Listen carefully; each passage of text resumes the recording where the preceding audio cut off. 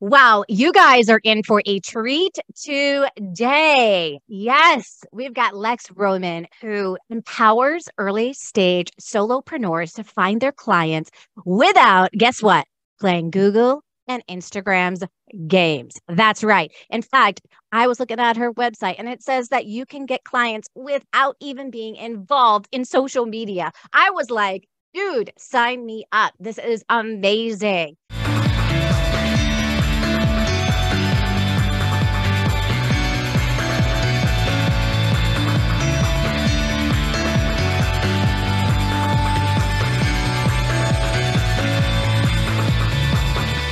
Now, Lex is a former Silicon Valley growth designer turned small business growth marketer.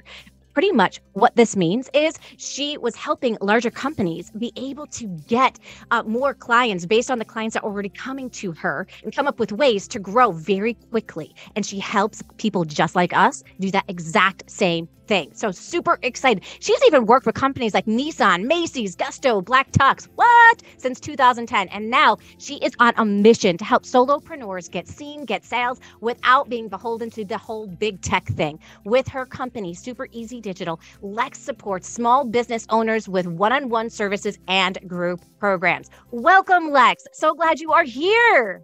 Thank you so much for having me. Yes.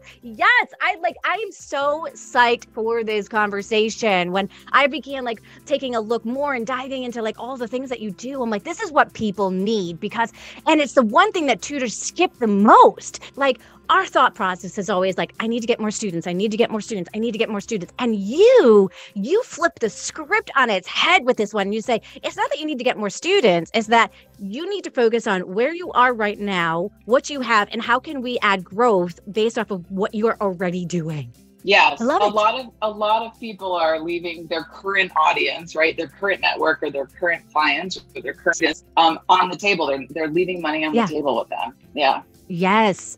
Yeah, so I absolutely appreciate what it is that you do. And that's really what we're going to be talking about and diving into today, because we are talking about you guys retaining clients and getting referrals and beyond referrals, right? How to drive growth from your current client base. And I don't want you guys thinking about squeezing blood out of a rock. Okay. That's not what we're talking about here, right? This is about so much more. And it's about giving the people that work with you an experience. And I'm really excited to learn more. So Lex, share a little bit more about your background. I know I gave people kind of my version of your background. Tell us about your background and how it's helped serve your ideal client today. Yeah, I loved your explanation, Joanne. You nailed it. So my background is in working with tech companies. I focused on growing companies that had hit a wall. They had hit a wall acquiring users. They had hit a wall getting people to convert into subscriptions or paying users, where they were churning users, right? People were leaving their application or their business. And we did this mostly through the experience of the app and by encouraging people to share, bring their friends, and build virality from within these businesses. So when we talk about virality, a lot of times we think about an app like TikTok, right? And going viral on social media. But what virality really means is that the news, the value your company is providing is being spread through your clients, through your users, through your customers. And that doesn't have to happen through software. It can happen through things like word of mouth. It can happen through press. It can happen through introductions. It can happen through case studies. There's lots of ways that virality can play into your business at any size. Yeah. Oh my gosh, I love that. And even tutors who don't have a large list, don't have a large group of people that are coming on in, there are already things that they can be doing right now as they get that first client or the second client that will help with that virality. So what types of suggestions would you have for somebody who just got their first client to start thinking about what should they be doing? What pieces should they put in place to make that happen? Yeah. A lot of times I think people think of their business in terms of a funnel, right? They think, oh, I'm getting the word out about my business. Then maybe someone's becoming a client and then we're having our engagement and then they're going on with their life. And what we've made a shift with in growth for tech companies is really that it's more of a loop, right? So those people are not just moving on with their lives. They are possibly coming back as repeat clients. They are possibly telling their friends, they are leaving you a review.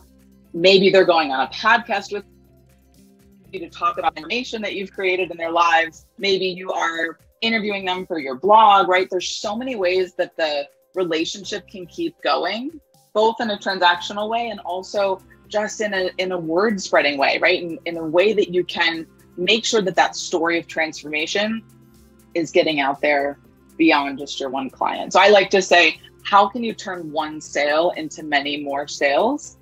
So if you have, even if you have just one client, thinking about how are you going to offboard that client from that engagement? Is there an opportunity for a repeat engagement? How can you, that's dead simple for them to do, booking another call, booking another session? And what are the other asks that you might want to make of them? Do you want them to leave a review? Do you want them to make an introduction to another parent or another family?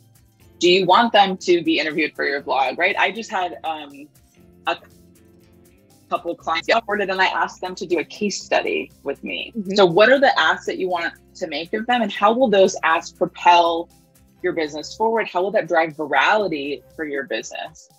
Yes, you guys. So when I created a blog post, which was really a case study that Lex is talking about, this was really a huge strategy for me because the parent shared this on her Facebook account. So I didn't necessarily need to be on Facebook, but I had people reaching out to me in my messenger saying, how can you help us too?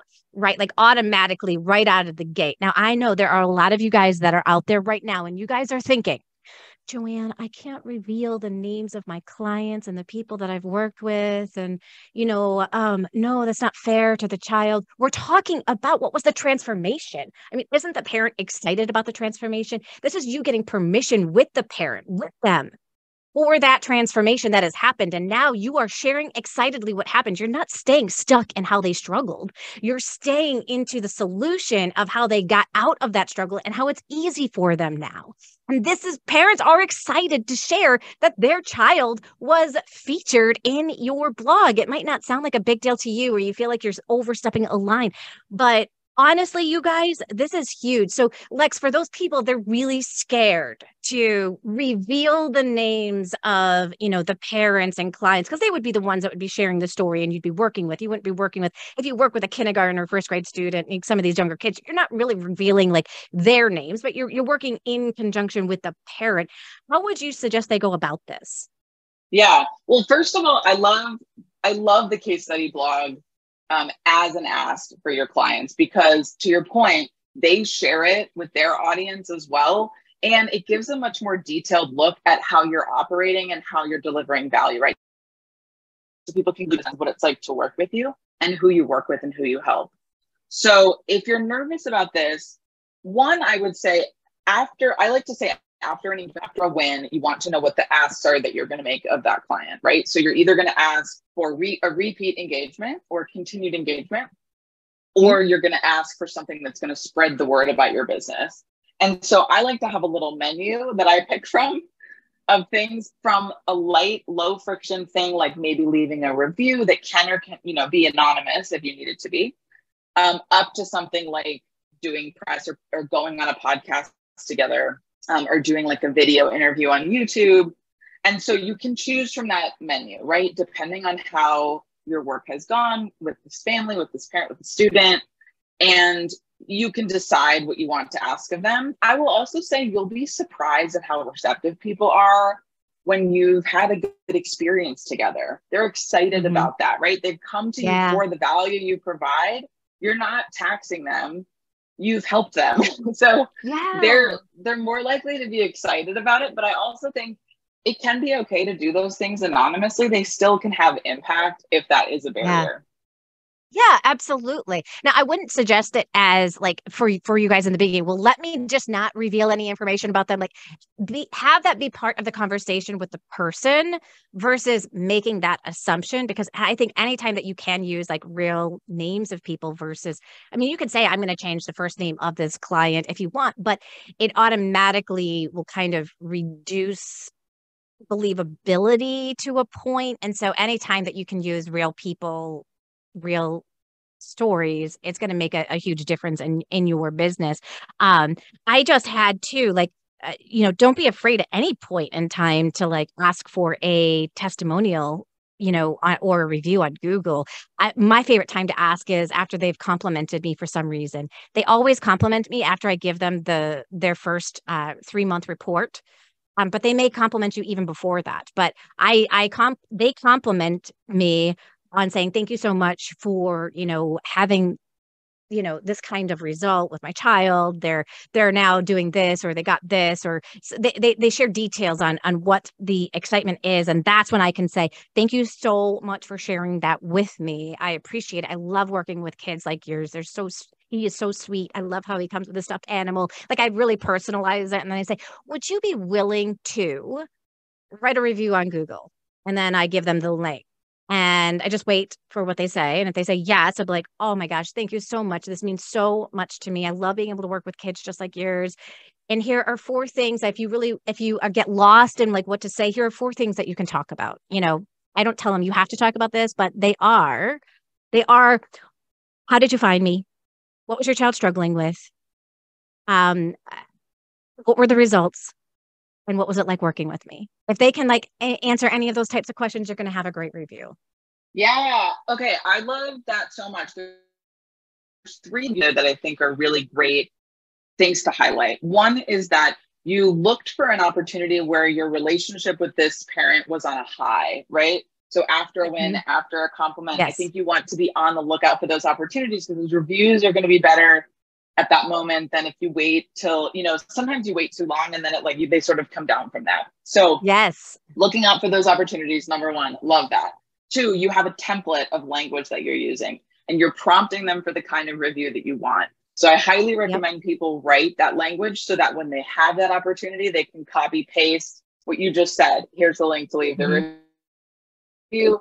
Here's a couple things you could talk about. I love that. It's prompting them to leave you a better review that helps you drive business.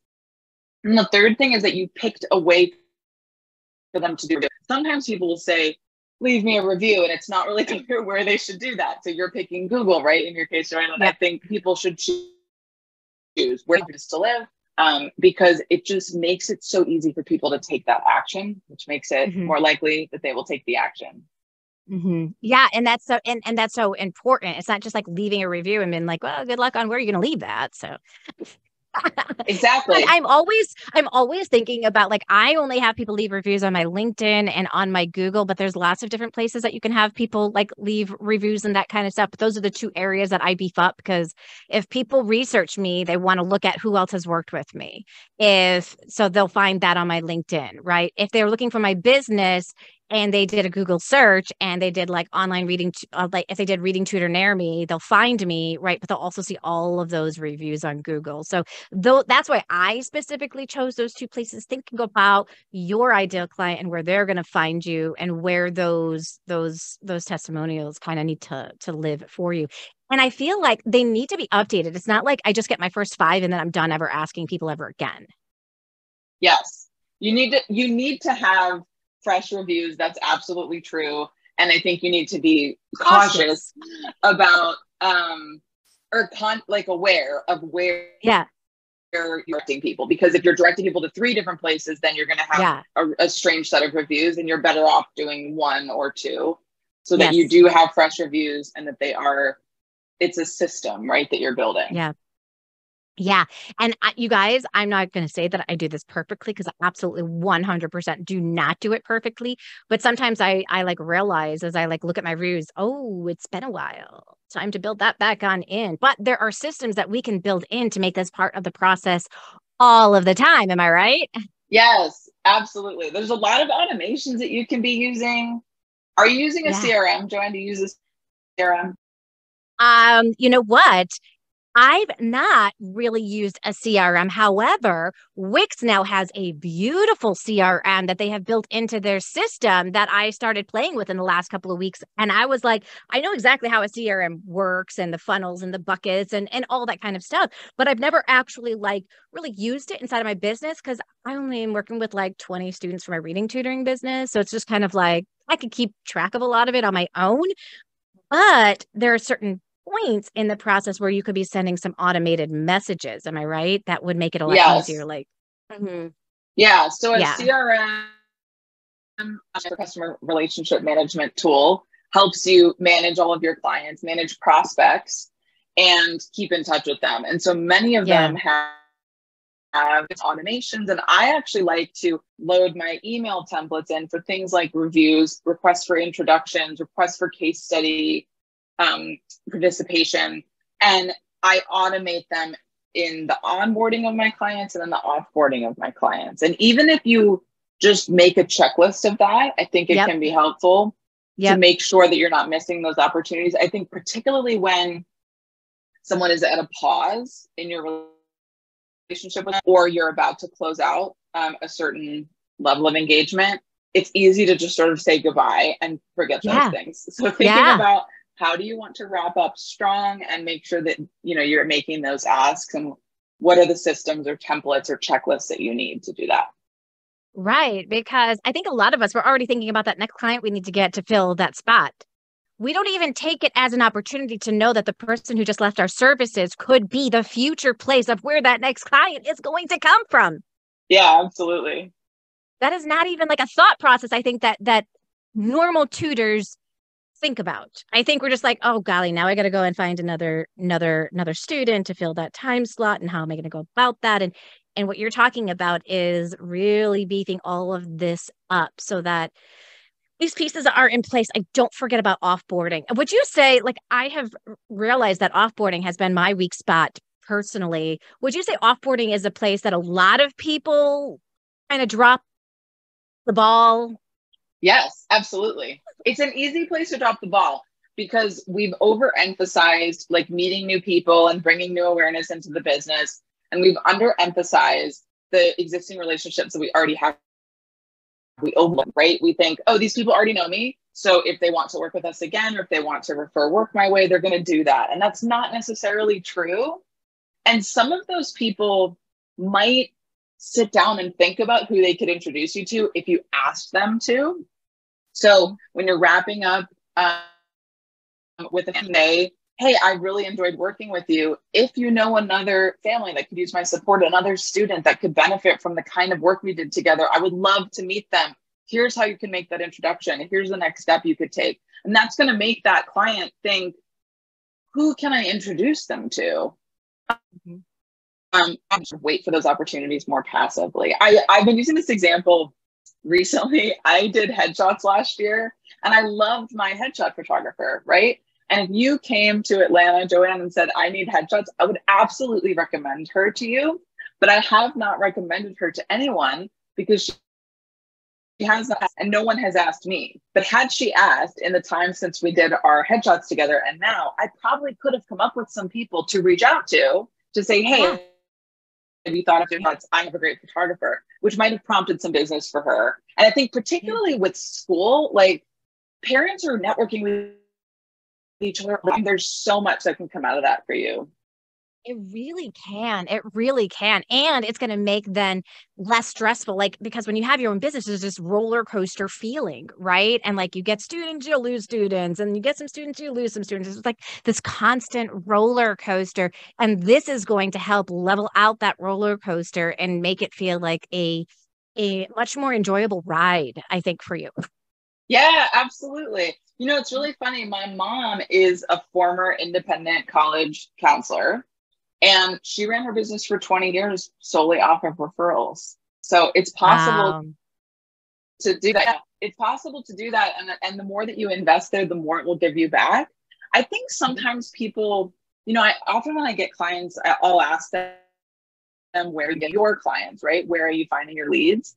And they'll say, oh, you know, it's mostly like word of mouth, but they don't have confidence in that as a strategy. But I like to remind people that companies like Dropbox and Google have launched products with a solely word of mouth strategy. Gmail, the email provider, right, that Google runs, they launched with a referral based strategy. They launched to 1,000 people and they said, invite your friends. And now we have billions of views on it. So word of mouth can be driven. You don't have to passively wait for it. And there's so many opportunities when you take control of it.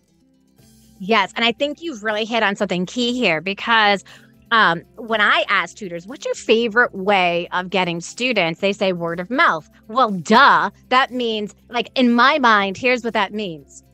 I didn't do anything in order to get that student, and other than do a great job with the current client that I have. But there is an actual word of mouth marketing formula that you can use so that you never have to worry on Google driving business to you or having to be on social media to run your tutoring business. And if that sounds exciting, then you want to know more about, well, how do I now take this word of mouth strategy and really up my game with it, right? Yes, absolutely. So what you want to be looking for is that we've already talked about, to make sure that you're getting all the repeat business you can. And when we talk about referrals, we don't necessarily mean somebody telling a friend or telling another parent at their school. We also mean things like press, case studies, reviews. So ways that the word spreads, right? Think of that as a sweet for you.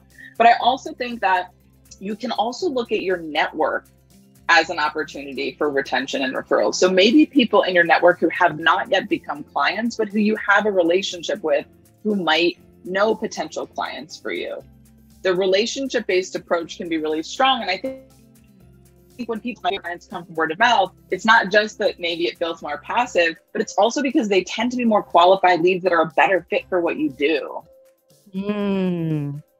Which then, okay, here's the beauty that I just saw in that last statement. People who are struggling because the pandemic is over and people saying, I don't want an online tutor, I only want an in-person tutor. Here's where your power is, because if somebody who worked with you online is now saying, I know you're probably looking for an in-person tutor, if that's what they're saying to them, but I got to tell you, we worked with Joanne online and she got incredible results. And now they're more open to that idea, and you don't have to have that uncomfortable conversation with them of, I'm sorry, I only do online. I'm not doing in person, because in person is a terrible strategy for online tutors, to drive to their house and go back and forth, or even have them come to your house, which may be a mess because you had 3 children like I did. And you're like, oh my God, I can't keep up on top of keeping like the super clean house and making it amazing so that when my clients come over, they don't think worse of me and blah, blah, blah. Like literally, like online is your bread and butter as a tutor. It's a more efficient business model for you to give you the freedom and flexibility that you want. And now you're going to have the ability to have these referrals that are going to come to you already wanting this online thing. Yes, absolutely. And knowing that hesitation and prompting your current clients with that language so that they are having those conversations with people is a fantastic way to leverage retention of your business. I would also say that developing a keep in touch strategy, a stay in touch strategy with your clients, even when you're not working together, can help you're staying top of mind, right? That's where something like a CRM comes into play, or a spreadsheet of your past clients, where you can say, okay, each month I'm going to reach out to a few of my past clients, just check in, see how the student is doing, right? See how the work together that we did together is paying off, and maybe eventually ask for a referral, or maybe they'll offer one, and keeping those relationships going. I love it. I love it. You guys, I feel like I have just like fallen in love all over again. I've fallen in love with Lex. I've fallen in love with her business strategy. I have fallen in love with my business. I'm already beginning to think about what are all of the ways that I can really take advantage of this so that I can still have that freedom and that flexibility that I want inside of my business. And I am giving my 100% to all the clients that I currently work with who are dying to refer me, but just don't know how to. We assume that they know how to refer us. We assume that the press is just going to reach on out to us one day and be like, you're doing such an amazing job. Could we do an article on you? Like, that ain't going to happen ever. So we assume that, you know, that people are going to come to our website and they want to move forward with us as soon as they see our website, which that's not going to happen if you don't have the right content on your website, right? Like there's just so many things that we have the power to do to drive more traffic to us. And you guys, you don't have to DIY it on your own. You don't have to figure this out all on your own. That's why there's business coaches like myself, like Lex, who can help you be able to get better results inside of your business. You can DIY it all you want and try to figure this all out on your own. But I'm going to tell you that if you don't take advantage of the people that are already there that know how to do this, you are severely losing out. Severely. So, like, what are some ways that people can get in touch with you, Lex, and learn more about you and move forward with you and your services? Yeah, I would love it if people would get in touch. I'm at supereasydigital.com. You can grab that referral toolkit that I think you mentioned, Joanne. That's free. Mm-hmm. Please get that and leverage that. I share some templates in there that you can use, and some suggestions for who you could be tapping for referrals, even beyond your clients. And you can ping me on Instagram, DM me on Instagram. I'm at supereasydoesit. I love it. Oh my God, this is so incredible. So incredible, you guys. Like, I'm not even kidding. Like, this is like real pure emotion, you guys, when I talk about this excitement. Like, I am not in any kind of way like making up how excited I am. I can't hold my emotions. I'm not one of those people. This is just such exciting stuff. And you guys, this is not going to be the last time that you see Lex. I promise you, because Lex and I are going to stay connected and you're going to get to see lots more of her inside of our community and all of this great stuff. So thanks you guys for listening. I want you guys to think about all of these amazing ways that you can take advantage of word of mouth referrals, along with what are some of those other untapped areas that maybe you hadn't thought about that can begin getting that word of mouth going for your business. Because I got to tell you, one mention inside of the, I had a blog post that went on out into, it was like something like the frugal something. It was one email. I ended up having like 3,000 responses from it. Literally, this is what this kind of marketing can do for you. It can have amazing results for you. So definitely take some of this advice into hand and join us for the next episode.